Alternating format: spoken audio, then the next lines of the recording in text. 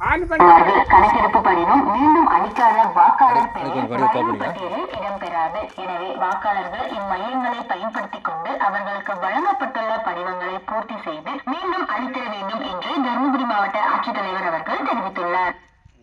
நேர்கள் கவனத்திற்கு, தருமபுரி மாவட்டத்தில் வாக்காளர் பட்டியல் தீவிர திருத்த பணியின் பொருட்டு ஒவ்வொரு வாக்காளருக்கும் ஒரு கணக்கெடுப்பு படிவம் வழங்கப்பட்டுள்ளது. வாக்காளர்கள் இப்படிவத்தை பூர்த்தி செய்து மீண்டும் அளிக்க வேண்டும். அவ்வாறு பெறப்படும் படிவங்கள் அனைத்தும் வரைவு வாக்காளர் பட்டியலில் இடம்பெறும். வாக்காளர் கணக்கெடுப்பு படிவங்களை பூர்த்தி செய்ய வாக்காளர்களுக்கு உதவிட அனைத்து வாக்குச்சாவடிகளிலும் சிறப்பு உதவி மையங்கள் வருகின்ற சனிக்கிழமை மற்றும் ஞாயிற்றுக்கிழமை ஆகிய 2 தினங்களுக்கும் காலை 9 மணி முதல் மாலை 5 மணி வரை செயல்படும். இந்த உதவி மையங்களில் வாக்காளர்கள் அவர்களுக்கு அவர்களுடைய குடும்பத்தினருக்கு வழங்கப்பட்டுள்ள படிவங்களுடன் வந்து இம்மையத்தில் சமர்ப்பிக்க வேண்டும். இம்மையங்களில் வாக்குச்சாவடி நிலை அலுவலர், BLO, தன்னார்வலர்கள் பணியில் இருப்பார்கள்.